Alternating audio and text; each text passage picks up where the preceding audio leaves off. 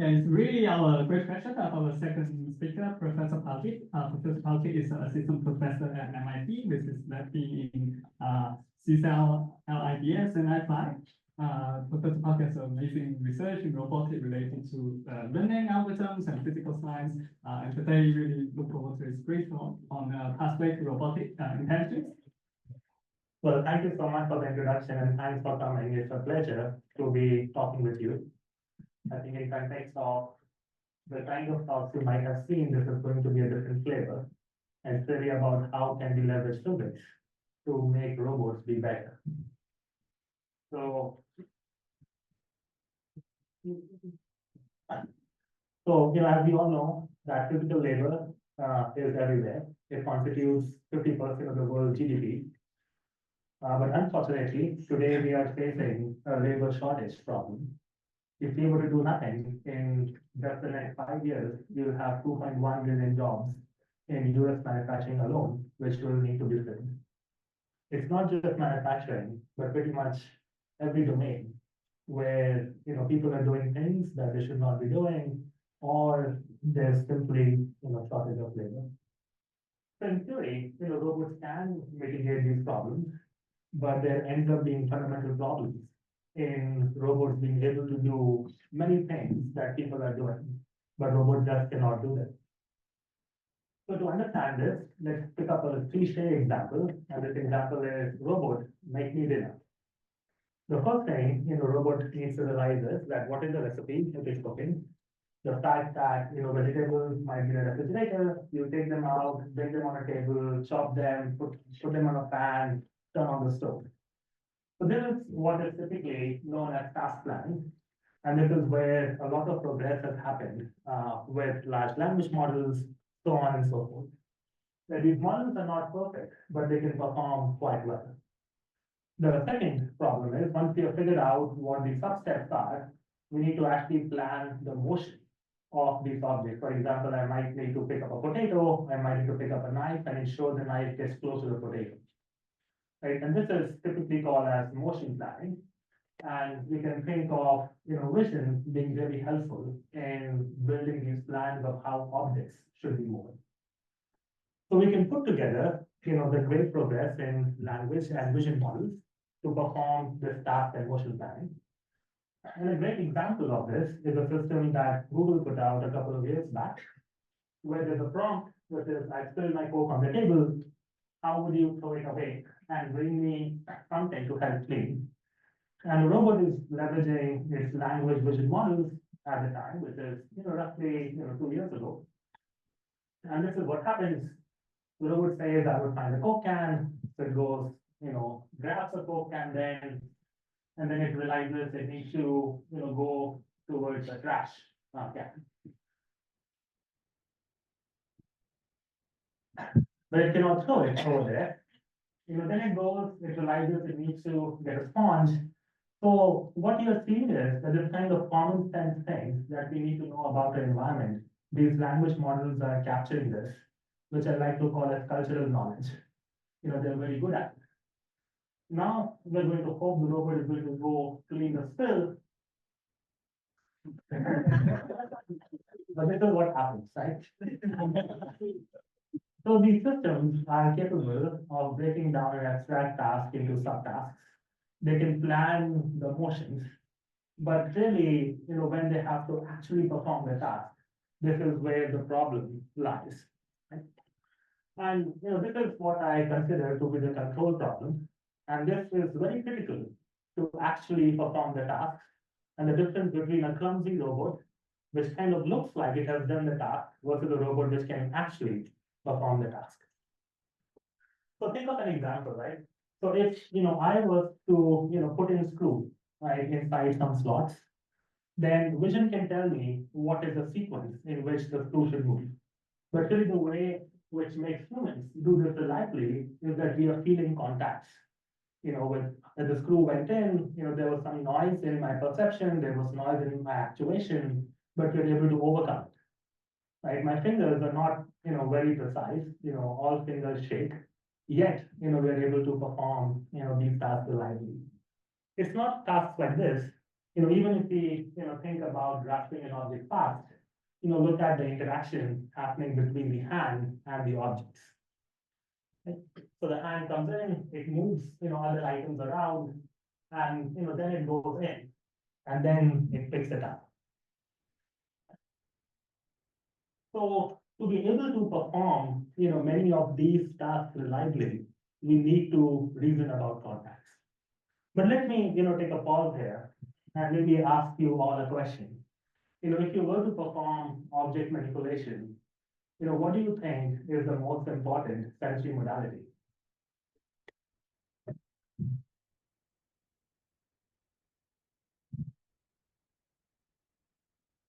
No one? How many? What? Touch. Touch. How many of you think it's vision? Some of you. How many of you think it's language? How many of you think it's touch? Some of you, right? So I think you can do this thought experiment, right? If you have something in your pocket, take it out of your pocket and just see what your fingers are doing, right? You don't need to actually use vision for, performing the task. What you're using is the contacts between your fingers and the object. So really, manipulation is mostly about reasoning, about contacts, about the forces your fingers are applying, and vision is pretty much telling you, this is where I need to go. This is perhaps a good trial on how I want to, pick the object, right? But the real essence is happening in these contact interactions. And this is something which is so, obvious to us. It is almost a second nature to us. It's, subconscious, and we don't even realize that we're doing this contact reasoning all the time. And, this is, in my opinion, what is very well, represented by, Moravic's paradox, which was stated initially in the initially stated in the late 1980s, which says that the main lesson of AI research is that easy problems are hard and hard problems are easy. By hard problems, I'm referring to what people thought initially to be, hard, which are things like IQ, playing chess, doing reasoning. We seem to be getting some traction over there. But easy things like, picking out an object out of my pocket, opening doors, which are very easy for us. But because our robotic systems cannot perform contact reasoning, it remains quite hard for robots to do. So, I'm really going to talk about, how do we improve this sense of contact reasoning so we can make the control stack be really robust and really be performant. So we can have robots which don't just look like they're going to perform the task, but actually end up, performing these tasks. And, if you just look around yourself, today there is so much hype and there is so much excitement at the same time about the potential of robotics. And there are probably, dozens of companies which are building humanoids today. Right? And, there has been, great progress, which has happened in, getting these humanoids to, do impressive things. So of course, Boston Dynamics is just around the corner. And for years, they have built out these systems which can perform, impressive moves. Now, while the systems remain impressive, there's a lot of work which is required to actually, make them work in the ways that you have seen. And they end up being quite specific to the scenarios in which they're operating. Now, why is that, right? So we can try to understand this. So suppose we want to make a robot run fast, right? So first thing we need to define is what is called the cost function, which rewards the robot for running fast, right?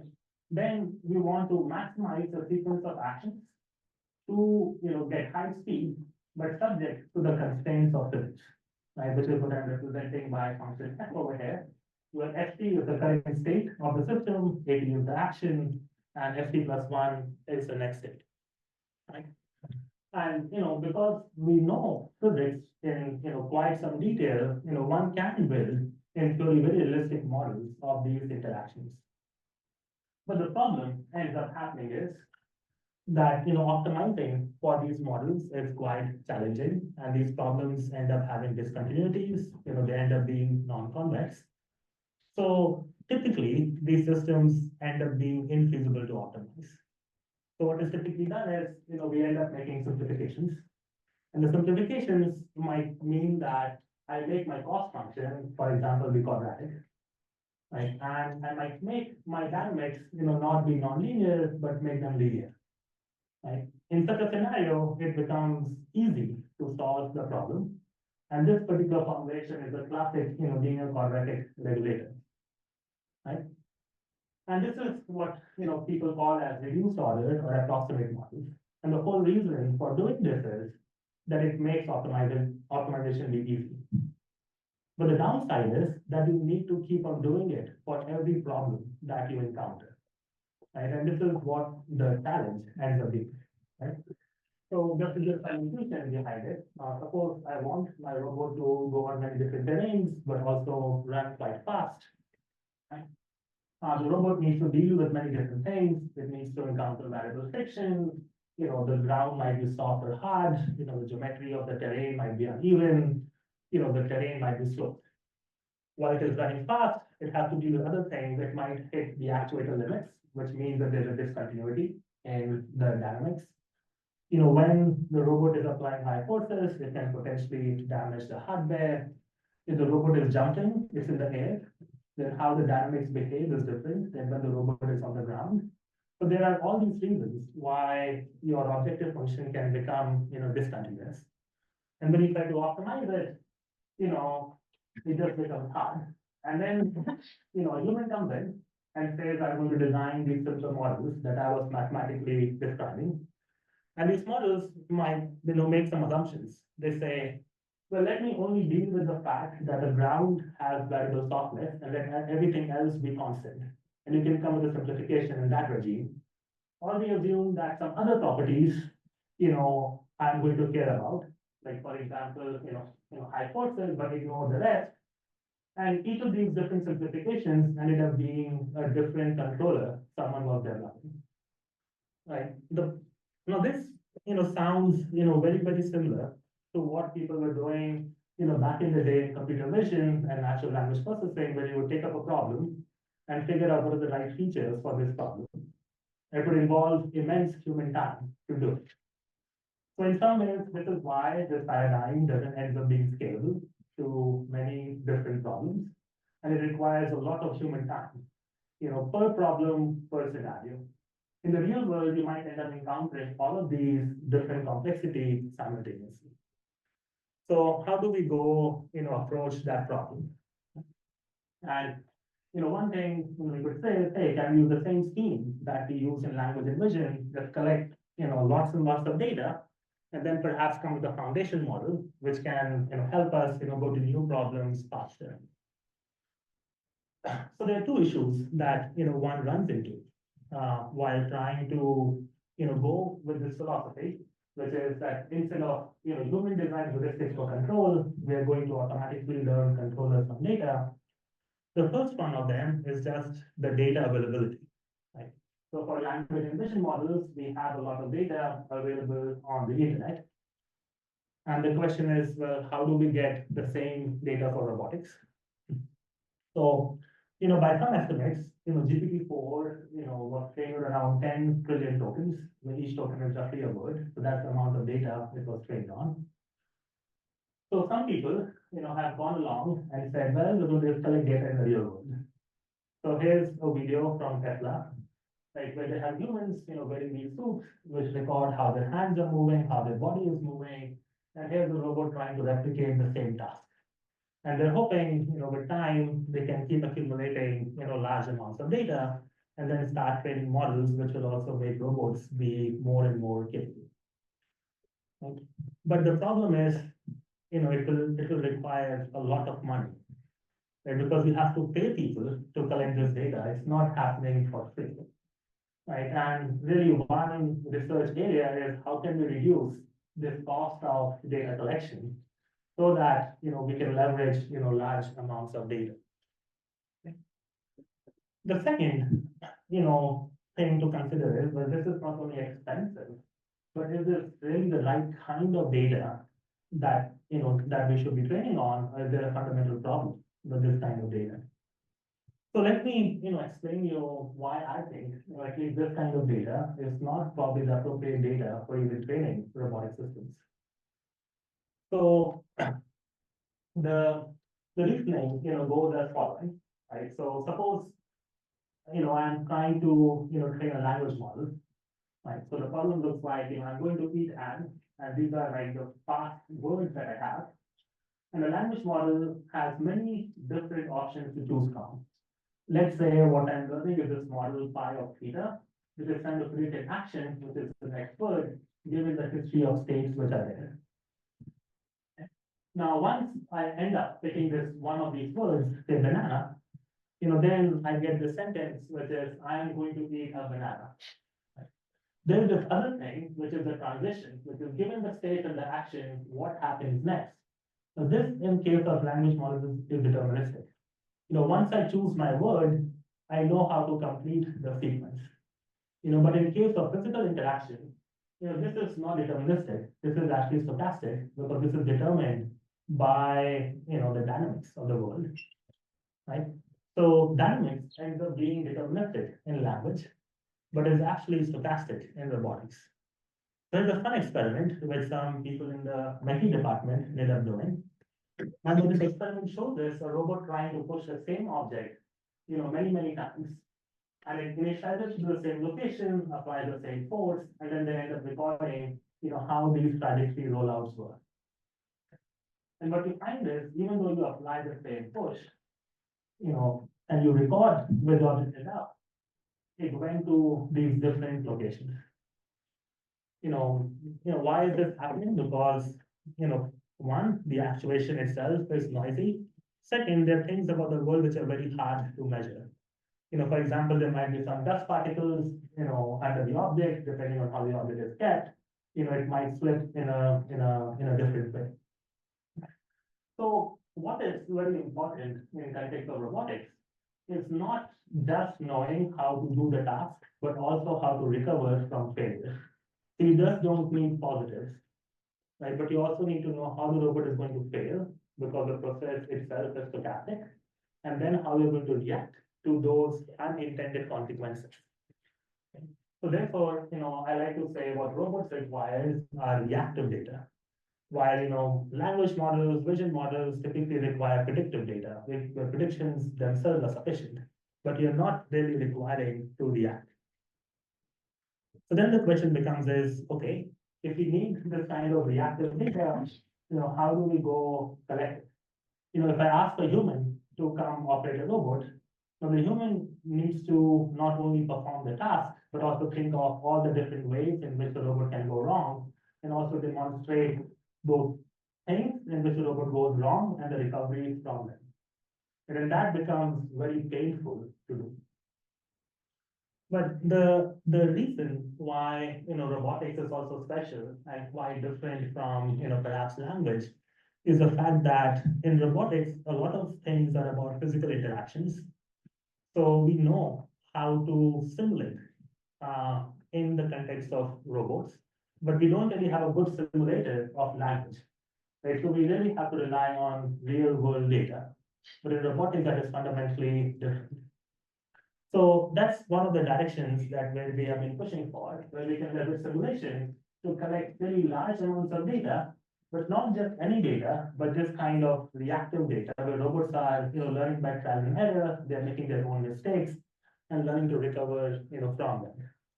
So for example, in 3 hours, we can collect 100 hours of data.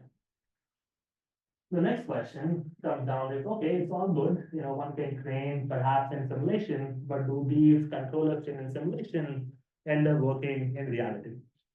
And over the past, couple of years, what we have demonstrated is that we can close this gap in performance in simulation and in the real world. So here are, some videos of, this particular robot, breaking the speed record, being trained in simulation, then transferred in reality. Here is a clip where we put some oil and, then we let the robot walk on oil. So what you see is slipping, but it's also reacting and recovering from, the slips which are induced by the slippery surface. Here's an example where a robot was running outside, the building right across the road. At some point, a screw in the motor, comes out, but the robot is able to still recover, it is limping, but still walking. And the reason these things are happening is because we have been able to leverage, large amounts of data. And we can do more fun things, we can have the robot dribble a soccer ball. If it falls down, it will get up again. And here's another example of where you see the robot is able to react to the slip it is getting while it's dribbling, ball in snow. So once the robot is able to use 3 legs and use a 4th leg to kick a ball, we can also give it, one more arm. So here's a 4-legged robot, with an arm, which has been trained in simulation. And now Dave over here can give it some very high-level commands on what to do. And then the robot can, copy these commands quite well. Here's another example where it tries to pull me. So it has to bend, get its hand, in a particular position, move its body, but also apply, large forces to be able to, actually perform this task. So there definitely seems a good pathway where we can start building more and more robust and scalable locomotion controllers. And all the demos that you saw until now were trained really using the same software, using the same code base. So we're not doing customization, on a task by task basis. Okay, so locomotion is good, but if we just locomote, there's not much that we can actually do in terms of, creating value. So, in my opinion, and I think this opinion is shared by many people, that legs are simply there to take hands when hands are needed, right? And the real value is being created by being able to perform object manipulation. And it's funny because once you look at these humanoids, we focus mostly on their body, and the legs and hands seems to be a tiny portion, but perhaps the most complex portion and the portion which adds, the most value. So, humans are very adept at performing, all these exciting, challenging tasks with their hands, right? But robots today are not as good as doing them. Right, so we were interested in seeing if we can start approaching these problems with the same paradigm that we were using in locomotion. So the key things that you see in these tasks is, again, there's interaction between the object and the hand, and there's relative motion between the object and the hand. Other thing is you're always making and breaking contact. Right? If you think in terms of optimization, these are continuous discrete optimization problems. If you try to solve them analytically, it's going to be quite hard. So again, what people do is typically they would make some assumptions and solve problems in very narrow regimes. Right? So using the same philosophy that we had, training in simulation, we can get these hands also to learn how to interact with objects in simulation, and then transfer, those learned policies or learned controllers back in the real world. So as an example, where there's a camera looking at the in your hand, we are going to hand this object, and we want to orient it to this particular configuration. This is a common operation where you pick up an object, orient, and fit it. Very common in assembly and many tool use scenarios. So here, we give the object, the hand orients it, and then takes it to its position. So what these videos are showing is that we can control these multi-finger systems, which are performing this continuous discrete optimization problems. And we can go to objects which the system has not seen before.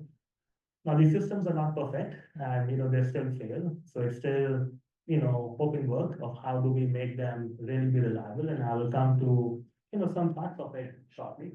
But at least it gives us confidence that the technology is getting there, where we can take these high dimensional control problems to work with real sensory observations and start even performing manipulation.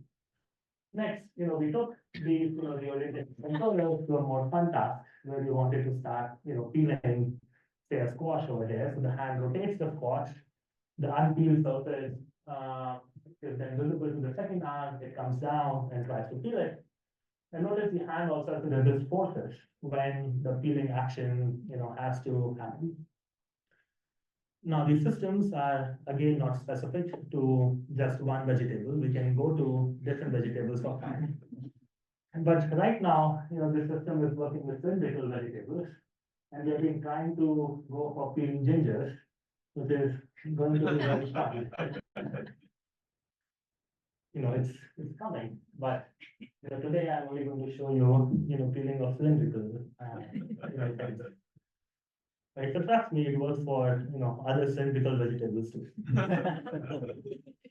Right. But as I mentioned before, these systems, don't end up being perfect, and sometimes they would end up dropping an object as the object is being manipulated. So the way we built the current system was really relying on vision only, and some of the proprioception that you get, but it has no touch in it. Right. So if you want to feel how things are slipping, you really need to know, how does the object feel, so you can feel the slip and then react to it. So, what we have been looking into, is designing a hand, which is now completely covered in, tactile sensors. So these are gel-side sensors from Wilson's lab here at MIT. And the main idea is that the sensors, are a gel which has a camera behind it. So you can feel, how an object interacts with it. Right, so it's an example where, there's a hand, which is moving, and you see, this hand, moving. But also, if you were to, take these objects, you can see these imprints. So, this, we are borrowing this, touch technology, developed by Ted, and this is a collaboration with him. And now what this hand can also do is, it is no longer, afraid of making contacts. The hand can go, go to a table, hit the table, and then pick up an object, versus most robots, which would really try to move in a way which are like, oh, there's a table, I don't want to hit it. I want to go very, very carefully, which is why they end up, becoming quite slow. And they're really not designed to, deal with impacts and, reason about contacts. So now, so once we have these hands with tactile sensors, we can start comparing what is the value which tactile is really bringing to the table. So here is where we collected some data to train a system to open a ketchup bottle. Right, so it's doing the right motion, but it's being clumsy because it can't feel the ridge. It's very hard to get it just from vision. Here's a different controller trained with tactile data, which is able to feel this ridge and then ends up opening it. Here's another example of trying to chop a vegetable, where again if we do things only with vision, it almost gets the tasks right. It feels like it's going to get it, but I'll let you judge the robot is clumsy or not.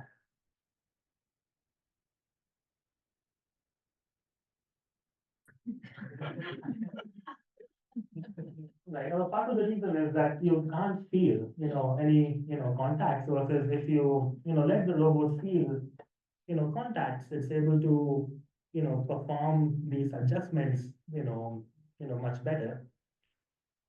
And over here it's, grabs this knife, and more reliably ends up, cutting the fake vegetable over here. Right?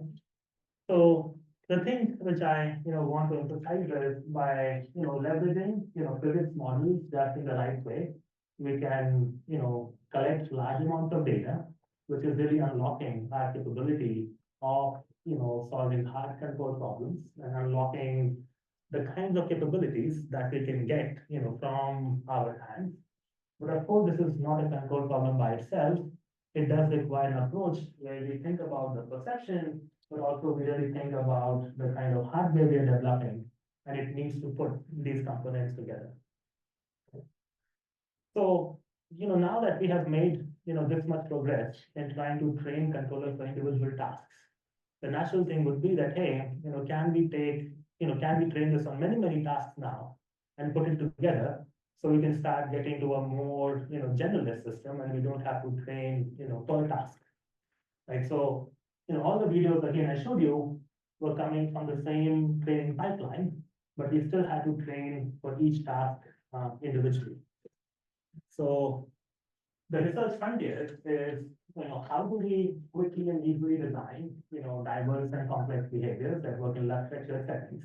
And I showed you some hints of progress, in this direction. And we just, discussed examples in text manipulation and in context of, local manipulation. And if we can, start doing this even faster, we can go to, learn a large multitask model, which will then again increase the capability of designing these behaviors faster. Now, in theory, we should already be there, but in practice, each of the projects I showed you took us 6 months. Right? So there's still a gap in going from, okay, I have the same software framework to actually making the software framework work. Right? And why is that? I mean, there are a couple of things, which lead to it. First, to train these systems, we are providing them with the cost function or the reward. And designing these cost functions is quite a challenge. We have to set up the training environment in which the robots are working. Then there are concerns about safety. When you're deploying robots, you don't want forces to be too high so the robot gets broken, but also to be safe around, other people. And once we can resolve this, then potentially we can go, scale. So let me, first, talk about the environment design problem, which is that someone has to set up an environment in which the robot needs to be trained. So some people are very excited today by saying, hey, can we use large language models or things like, diffusion models to start generating scenes, synthetic scenes automatically in which we can start training our robotic systems. While this remains a research frontier, it's actually quite hard to get the kind of complexity you see in real world environments, the kind of messiness that you see in real world environments. So we have been following a slightly different approach to it, where, with the advances which have happened in 3D computer vision, now we can have someone just take a scan of your kitchen. Suppose I want to deploy a robot in your kitchen, I can use an iPhone, scan the kitchen. And what this does is it gives me, a simulated version of the kitchen. Right? First I get a mesh, but of course if the robot has to interact with it, it needs to know what things can move, what things cannot move. It needs to know what are the joints on each object. So right now we built a simple to use, GUI, where you can just point and say, these are the joints and these are not the joints. And, then the robot can start, practicing in this simulation. Right? So, here's, we get the scan, we label, what the articulations are. Then the robot can start practicing in the simulator to perform the task. And then, we can start deploying, these policies, in the real world. Right? So the idea being, hey, I want a robot in my kitchen, then I just scan my kitchen, upload it, and just train the system and then, spit it out. Right? So, I'm going to show you a couple of, different, tasks. So on the top, on the right, on the top, you're seeing real world scenes. On the bottom are the digital replicas, that we can create by scanning them in. So here's the robot, trying to lift this up and put it in the trash can in simulation. Here it is doing it in the real world itself. And you're seeing, 3 different tasks in the robot is performing. And, because we are in simulation, we can collect really large amounts of data. And as a result, what you see is the robot is actually quite robust. So over here, Marcel is changing the environment, moving the bookshelf, the mug hits the shelf, the hand adjusts. He can come in and, move things around. And, the system will still, react to it. And so once we were getting, some excitement about, the robot functioning in one environment, then we asked people to scan many different kitchens so that we can, generate, a repository of different kitchens, and then robots, let robots practice in, many different kitchens. So I'm pretty excited about how far we can push this, future. And, so if you want to contribute your kitchen and potentially want a robot to be there, you soon have an app where you can, scan your kitchen, put it up, see how the robot performs and how bad it still is, but then dream about where it can go. And with some of your help in, crowdsourcing, we can potentially train more and more, capable robots. I think in the interest of time, I'm going to, end here. And there were, a couple of other things which, if you want, you're interested. I'm happy to talk about, how we're thinking about dealing with issues of designing reward functions, issues around safety. And also eventually, you don't want these robot models to be generic. You want them to be personalized, for you and how you want them to function, and how we can leverage a lot of techniques actually developed in context of large language models. And if people are trying to personalize and leverage them in context of robotics to potentially personalize these models for your use cases in the future. With that, I'll stop and happy to take any questions. I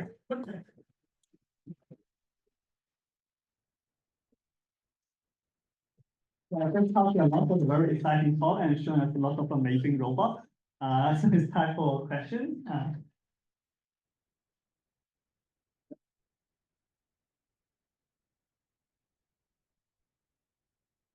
Thank you for the great talk. So I'm thinking about my 20-month-old daughter that she learned how to identify a taxi while we were in Spain. But then she didn't have to see 10,000 taxis in Chicago to say, oh, this is a taxi. She said it right away. She identified, she had she could abstract what a taxi was. And then she didn't have to train, she didn't have to see millions of taxis to see this is a taxi. So in the kitchen, the robot, why does the robot have to see 10,000 kitchen rather than abstracting the concept of an oven, say, or a microwave, so that even if the kitchen is completely different, it can point to the oven or to the faucet. This is something that I'm wondering about, because it seems still that we need a lot of data to train, but we can't really abstract, which is something we also saw in symbolic representation of formulas, right? It's a common problem. Can we get pattern out of it? Yeah, I think it's an excellent question. And I think this has been the debate for a very long time. The way I like to think about this is that humans are able to do it because evolution built us some priors. And given that we have these priors, we can learn efficiently in the real world, we can develop abstractions. So similarly, I think the role of what I showed in learning is to do what evolution did instead of doing what humans do in their lifetime. I think the real question is, could we, train models in a way where they can develop abstractions? And I think the fundamental problem right now, and even if I look at large language models, is that reasoning and data are coupled together, right? They're tied together in the set of ways. It's not that there is a differentiation between here is data and here is reasoning. So I think thinking of approaches which could separate those two things out can potentially help us learn those abstractions better versus what we do today, where we cross our fingers and hope if we randomize enough, then those abstractions are going to emerge. But I do see there are exciting possibilities in terms of designing architectures, which could definitely aid that. Yeah, to sort of contrast what he was saying about how kids can identify things in abstract. Sort of on the other side, when my daughter was 6 years old and wanted to help me do something around the house, I thought, oh my gosh, it's going to take forever. But I think part of that is all the things you're saying is the coordination, and all of that is a different challenge. But this is really impressive stuff. Thank you. So if I understand kind of the real engine behind these amazing results is sim to real, and that you need the simulation at some level and be able to collect a huge amount of data in a variety of contexts. How accurate does the simulation actually have to be in order to be useful? So for example, with the fingers that have the sensor, how accurate did you have to actually model what that camera was seeing of the finger being pushed on in order for you to actually get reliable training data? Yeah, I think it's something in general, the more approximate your simulator is, the larger the sim to real gap is going to be. So I think the one very defensive answer is that if the sim to real gap is large, then you can do real world fine tuning. So it's a superior pre-training that you don't have to start from scratch. The other observation is that really what the robot needs to learn is how to react to a particular thing. But there are many ways in which the same thing can physically get manifested. For example, suppose a robot has to walk up gravel, right? But gravel is something we never simulate. But if you think about what's happening on a gravel is the moment I put my foot, the gravel is going to move and my foot is also going to slip. So essentially, to be stable, I need to figure out how to react to these disturbances. So this could be created again by the fact if the robot is on the flat ground, if the flat ground is slippery, and I push the robot, it will still have to do the same kinds of reactions. So the underlying assumption is that the space of reaction is much smaller than the diversity of the world, which induces, that kind of behaviors. Right? If that was not true, then you will need, very rich and diverse simulators. But because of its low rank structure in some ways, you can get by with, much lesser simulation than what one would have anticipated. But of course, there's no getting away from the fact that, yeah, I mean, the more precise things are, the better those models are going to be. And the question becomes of how do we design those models so that they can, learn how to bridge this gap by lesser and lesser tuning in the real world.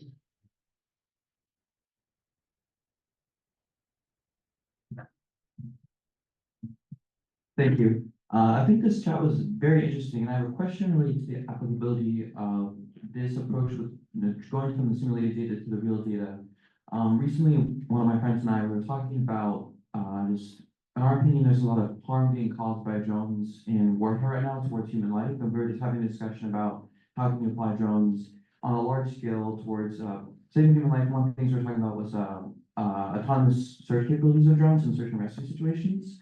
And we were talking about how in high risk, high danger situations, such as, flying fast through a forest in a ski accident situation, or exploring a large building that's on fire with lots of people inside, in the latter case, you can't use infrared scanners where visual scanners would be more useful. You can't really train these models at low cost in real life because they would have a significant risk of destroying drones themselves.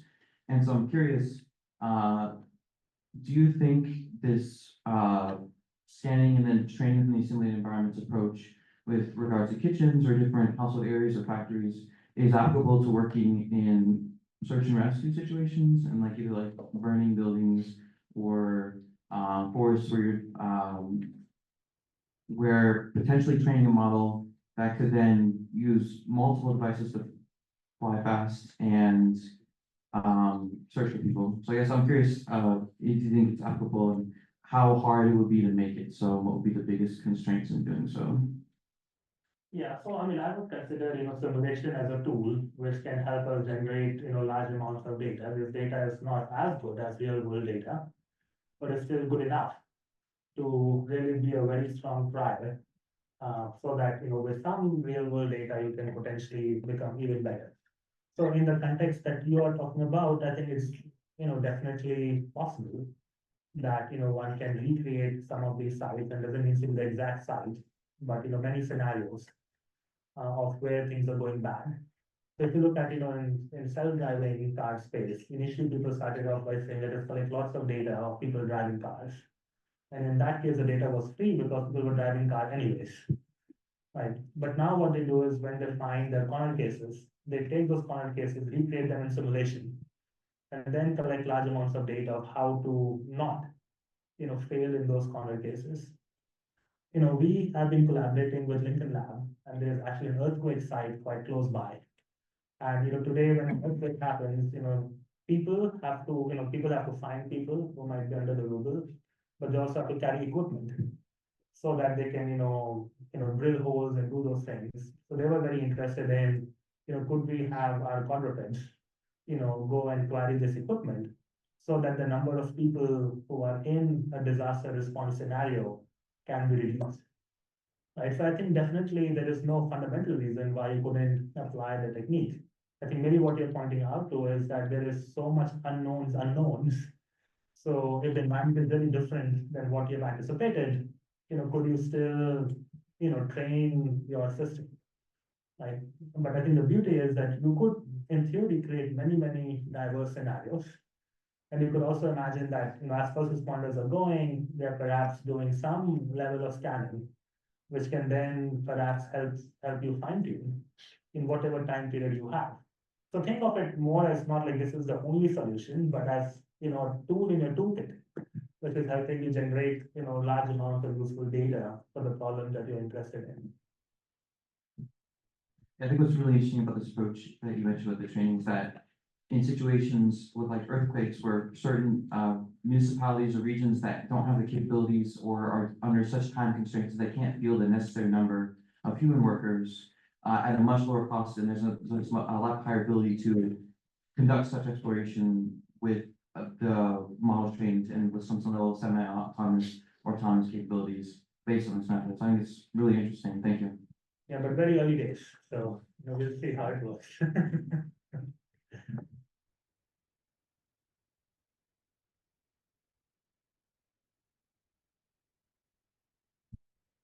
Good, nice. You mentioned a weak point, minute ago, and I was curious, there are vision-based, optimization algorithms. Can they be combined with the simulation to self-train these models? Yeah, so these models are trained or self-trained with reinforcement learning. So you can think of reinforcement learning as a zeroth order optimization method, and many of the evolutionary methods are also, zeroth order. So, yeah, so I think you can, definitely explore a whole, variety of methods, and people are exploring, how to combine, reinforcement learning with supervised learning, how to combine, zeroth order methods with first order methods.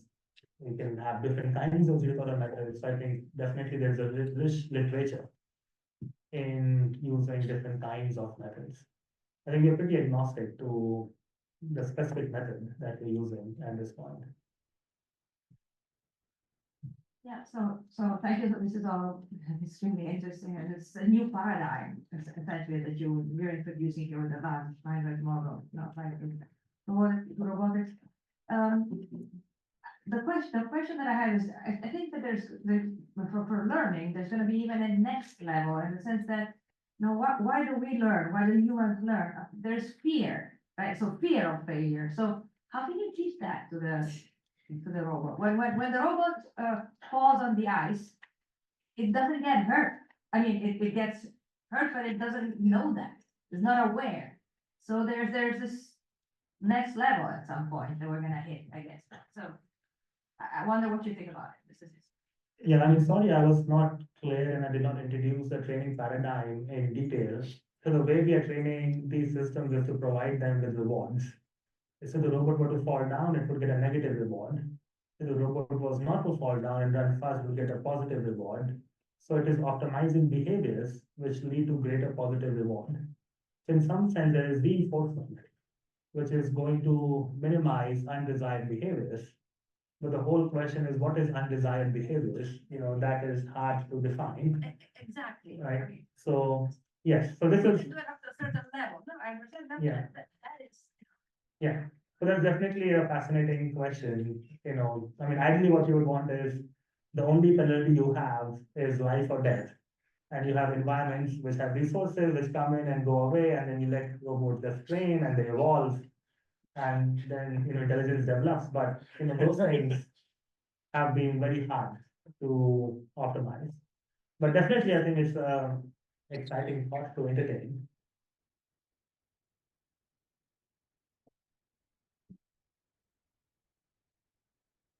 Good. Thanks, Sal, for the nice talk. So I was wondering, you mentioned like it's super important to scale these models, but I recall from Gato V2 by Google, they found that like making the embedding phase for the linear representation of the multimodal case, it's better than just scaling. So I don't know if you have any like intuition of how much does it import to like get a really big, I don't know, transformer model for the task model. Yeah, so I mean, I would consider data and better representations to be complementary to each other. I don't think they're necessarily competing with each other. The other thing is that, if your physics model is good enough, right, or we know how to cross the sim to real gap with some of the techniques that we and other labs have developed, you can, in theory, collect very large amounts of data for that one particular problem. Then the question is that if I want a robot to be deployed on one problem, I think we can do quite well. But really, you don't want the robot to only solve one problem, but solve many of them and solve new ones much faster. And this is where the multitask nature and the large data is going to be useful.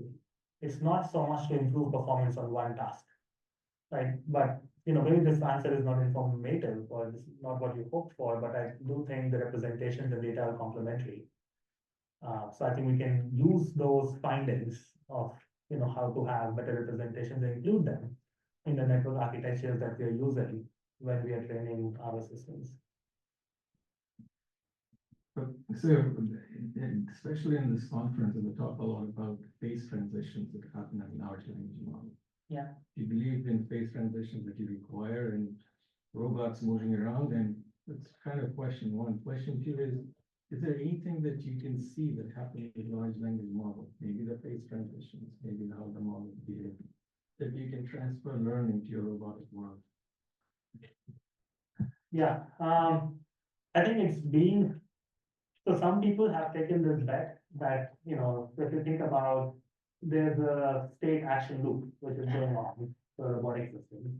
But if you go on the internet, there are many agentic tasks, right? If I want to book my tickets on Expedia, right, I have a task in mind, which is did I book my ticket correctly, and then I have to go visit websites and take some actions on it. So some people have taken a bet that perhaps we can develop this foundational ability to do decision making by training just virtually. And once we have that ability, then let us go down into robots and then start with that code. So at least that idea by itself is around. I think it's just we are far away from testing it out in reality. But I think there are enough bets today which are trying to Large money. yeah, large money, but also there is money also in building agentic LLMs. You have to call about their use cases. About phase transition, so there is potentially, there's no reason to believe the phase transition will not happen in these systems also. At the core of it, the architectures that they're using are pretty similar to the architectures that we are using in, large language models. And the thing that still remains a bit tricky is the LLMs, if you think about, GPT-3 was there in around 2020. But ChatGPT really came out in 2022, and there was a lot of post-training which needed to happen, or what people call as RLHF, to make them really useful. Even today, most enterprises spend so much money on making these models be more and more reliable. So in some ways, the foundation model by itself is not that useful. And all the companies, whether it be OpenAI or whether it be Anthropic, their pie, in my opinion, is shrinking because there's so much competition. It's really driving down the cost. So I think you have to consider both aspects of post-training and the pre-training. What about the temperature concept? Like to make language interesting, we have to introduce temperature. But for you, it's all temperature zero, right? Well, it's not temperature zero because there's stochasticity. It's So it's coming in because your perception is noisy. It's because we're adding noise on purpose, right? And it's stochastic because my actuation is, it's not deterministic. So when we model these things in simulation, we are not modeling them as deterministic systems. We are introducing noise. Right, so it's an interesting question, right? If you look at the language models, there is this notion of, complexity that, okay, given a word, roughly, you can have 1 out of 20 words, right? That's the level of stochasticity which is there. And it will be interesting to study, how does stochasticity influence the kind of emergent properties that these systems have, right? But definitely when we are training our systems, so right now we're not necessarily getting emergent behaviors, because we are still not at that scale.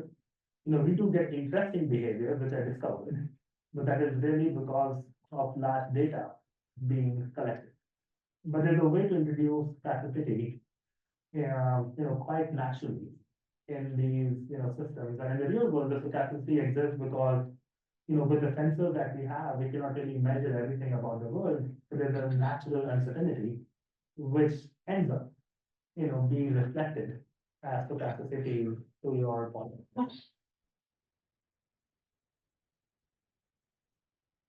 maybe I can ask a question. I'm actually curious about your thoughts around, so in some sense, you've constrained these robots significantly by giving them a geometry and a task. How much can you play out, sort of in some sense, the ability to explore or do evolution of either the tools or the task? So Matt, you're grasping task and manipulating the object. Maybe your robot can think, actually, if I had a different design than you gave me, I could do this much better. Or instead of chopping this thing, I should just build myself my own Cuisinart. I mean, one of the things that we're really good at as humans is building tools for tasks. And could this technology extrapolate new tools for whatever task you happen to give it, right? Because right now, I think you're pretty constrained. You're the one prescribing doing the task within your fixed geometry or your fixed design. But it's almost like what you want, I think, is this thing to be able to potentially think about new designs for the task. Does that make sense? Just Yeah. curious if you thought about that. Yeah, no, I think it makes a lot of sense. And I think this, has been, dream for many people, where the question is, what is the minimal set of assumptions I need to make?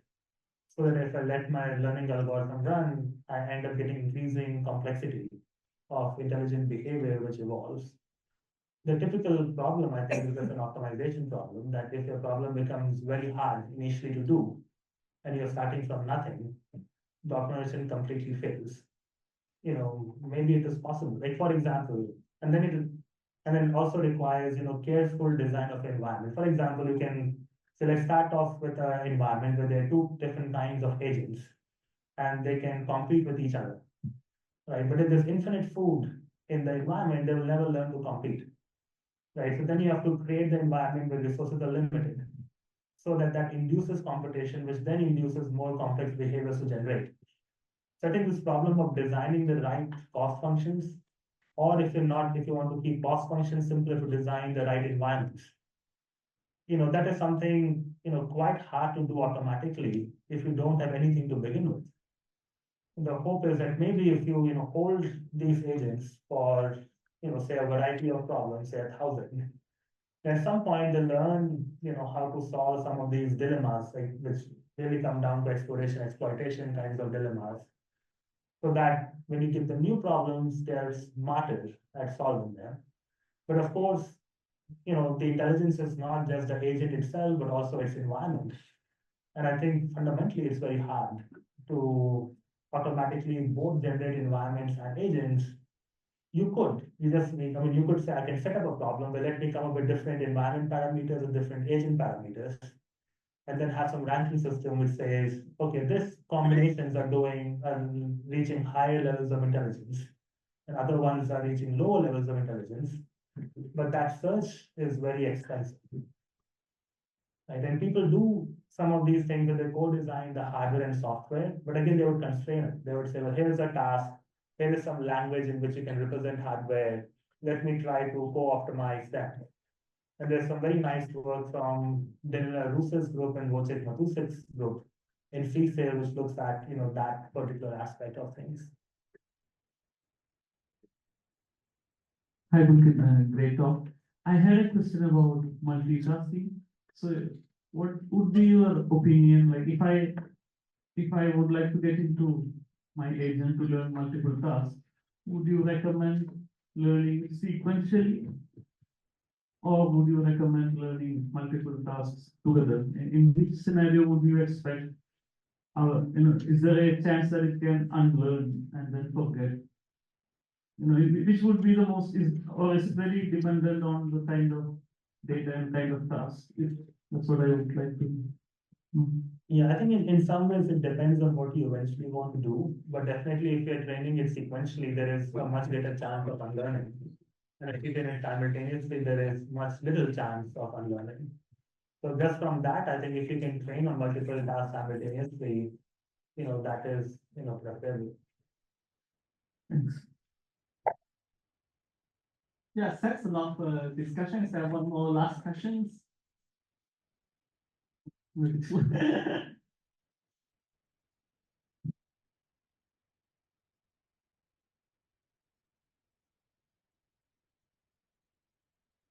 Hi, yeah, great talk. I know this was a little similar to another question asked, but, I saw in the talk, there were a lot of robots designed to mimic humans.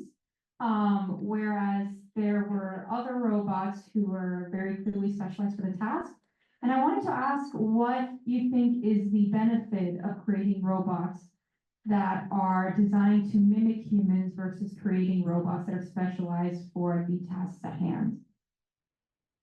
Yeah, I think great question, right? I think the whole reason why people have been trying to build more general purpose, robot architecture which mimic the human body in some ways, and maybe what I mean by mimicking is more in the morphology, is that in some ways humans have designed their environments around them.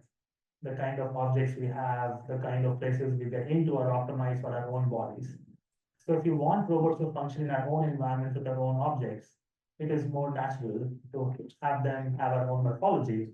But there are many applications where we don't care about it, and maybe we do want superhuman performance. For example, I need to pick and place objects really fast. Because objects are of a particular kind, it's a very high volume operation, then we can customize the robot for that problem. And so typically, if you have a humanoid, for example, right, and you're going to do a simple task which only involves moving an object, and you don't need the legs, and you're paying a lot more money, for that hardware, which is not necessary. And the other things, which the human would not be able to do, with specialized hardware can do. So I think it really comes down to what is the end use. So if your end users function like a human in human environments, there is potentially a reason to have a morphology be close to a human.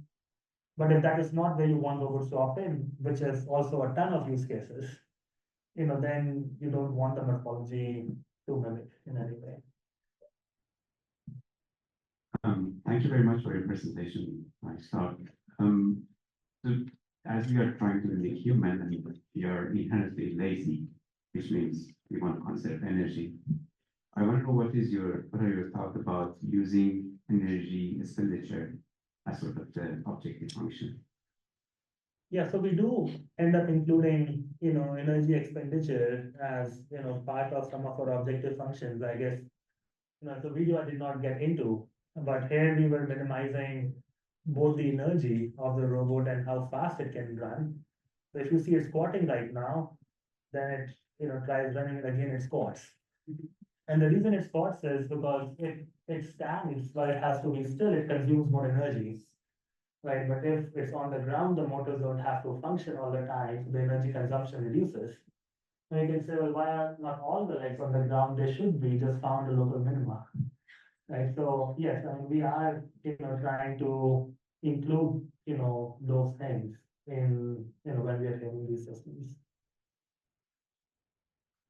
Yes, thanks a lot for the wonderful discussion and a great talk again. Thanks, Pulkit.